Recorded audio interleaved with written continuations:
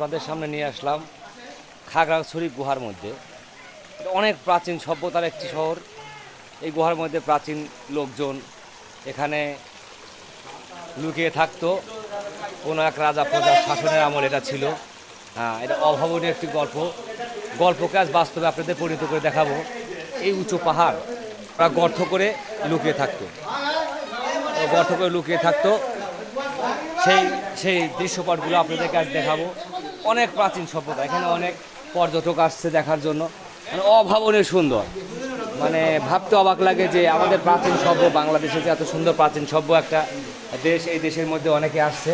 দেখুন এই গুহার মধ্যে যাওয়া একটা ভয়ানক অবস্থা, ঠিক আছে। এই অনেক পর্যটকই আসছে এখানে দেখার জন্য, ঠিক আছে। এটা ভয়ানক অবস্থা, কি বলবো ভাই, মানে অভাবনীয় সুন্দর যে গুহাটা, ঠিক আছে। এখানে আমাদের এক বন্ধু যে টর্চ ঢুকলো, ঠিক আছে, টর্চ দিয়ে এইমাত্র অন্ধকারে যে সোহেল তুমি লাইটটা ধরো। হ্যাঁ, মানে অভাবনীয় একটা জায়গা, মানে কি বলবো, মানে এখানে বলার মতো কিছু নয়। সোহেল আমাকে একটু ভিডিও দেখো।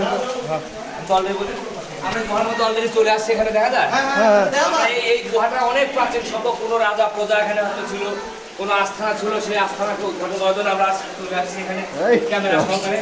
হ্যাঁ, চলো আমরা দেখুন যেখানে কিছু চলে অনেকে আসছে, বোঝা যায় যে এটা কত প্রাচীনের, কোন রাজা প্রজা ছিল আমরা জানি না, তবে এটা একটা প্রাচীন সভ্য। 80 দশকের ঊর্ধ্বে এই গর্তটা, 80 দশকের ঊর্ধ্বে হবে। আমি এখানে পূর্বের সাথে আলোচনা করেছিলাম 80 দশকের ঊর্ধ্বে নাকি এই গুহাটা। এখানে সৈন্য সহকারে 80 দশকে যারা রাজা প্রজা ছিল, ওরা জাস্ট এইভাবে এখান থেকে ওরা পালিয়ে যেত। কি বলবো, মানে এটা মানে আপনাকে যদি বাস্তবে যদি লোক না নিতে পারেন, আপনারা যদি কখন থাকেন খাগড়াছড়িতে আসবেন, হ্যাঁ খাগড়াছড়িতে এসে আমাদের গুহাটা দেখে যাবেন।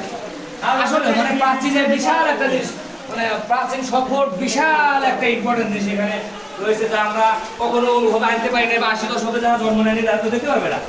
ঠিক আছে ভাই, আমরা চলে আসছে, আমার এক ভাই আমার পর্যটক আসছে। ভাই, সুপ্রিয় দর্শকবৃন্দ, আপনারা এই যে আমরা গুহাটা আজকে পরিদর্শন করলাম, অবশ্যই আপনারা আসবেন, আপনাদের আমন্ত্রিত করছি এই গুহাটা দেখার জন্য। হওয়াটাই স্বাভাবিক। এখানে যে অবস্থা, ভয় এদিকে একটা চোরা গেছে, ঠিক আছে। আপনার কোন দিকে যাবেন, একটা বিপদ। এদিকে অলরেডি চোরা গুহা একটা চলে গেছে, একটা চোরা গুহা, আবার এই গুহাটা এদিকে একটা চোরা গুহা চলে গেছে, এখান থেকে আবার এইদিকে চোরা চলে গেছে। মানে এত ভয়ানক একটা জায়গায় আমরা প্রবেশ করেছি, মানে ভিডিও করতে ভয় লাগছে। বিশ্বাস করুন, আপনার নিজের চোখে দেখলে পরে একবার খাগড়াছড়িতে আসেন, দেখে যান, তাহলে বুঝতে পারবেন যে এই গুহাটা কতটা তাৎপর্যপূর্ণ, ঠিক আছে। আমরা অলরেডি গুহার অর্ধবর্তী রাস্তায় এসেছি। ও মাই গড, এই পার্ট নয় অনেক গর্ত ছিল, ঠিক আছে। সোহেল চলো সামনের দিকে আগাবো। আপনারা আসবেন এখানে, মিস করবেন না, অনেক একটা সুন্দর জায়গা, সামনে দেখাও। মামা, হ্যাঁ মামা, আপনার বাসা কোথায়? আমার বাসা পাবনা। পাবনাতে? হ্যাঁ মামা। আরে আমরা তো পাবনারই লোক। হাই হাই হাই, আমরা পাবনা থেকে আসছি মামা। হ্যাঁ মামা। মামা কিছু বলো দর্শককে। মামা কি বলবো, আমার এত বড় জীবনে আমি এত বড় গুহা আমি জীবনে দেখিনি। আসলেও ভাই এটা বিশ্বাস না হলে সত্যি ভাই, মানে অভাবনীয় সত্যি, খুব ভয়ঙ্কর, মানে ভয়ঙ্কর একটা পরিস্থিতি। অনেক রহস্য ঘেরা পাহাড়, রহস্য ঘেরা গুহা। কি বলবো ভাই, মানে আমি তো শেষ করতে পারছি না, ঠিক আছে। এত বড় গর্ত গুহা, মানে প্রাচীন ঐতিহ্যকে এখানে বহন করে নিয়ে আসে। হ্যাঁ,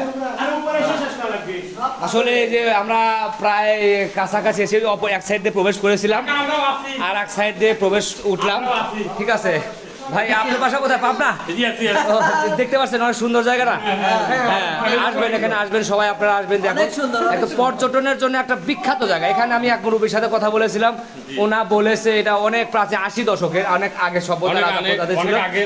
ঠিক আছে, ঠিক আছে ভাই, ধন্যবাদ। আসবেন, আমরা যাচ্ছি, গুহা থেকে প্রবেশ করেছিলাম এক পাশ দিয়ে, আর এক পাশ দিয়ে বের হয়ে গেলাম। বের হওয়ার রাস্তা এটাই, ঠিক আছে। অভাবনীয় সুন্দর, মানে বলতে পারবো না, বলে বোঝাতে পারবো না, রিয়েলি এক্সিলেন্ট একটা দৃশ্য। দেখুন, হ্যাঁ হ্যাঁ হ্যাঁ, জাস্ট ওয়েট, মানে কি বলবো, মানে অভাবনীয় একটা গুহা। এখান দিয়ে রাস্তা দিয়ে সবাই প্রবেশ করতো। আবার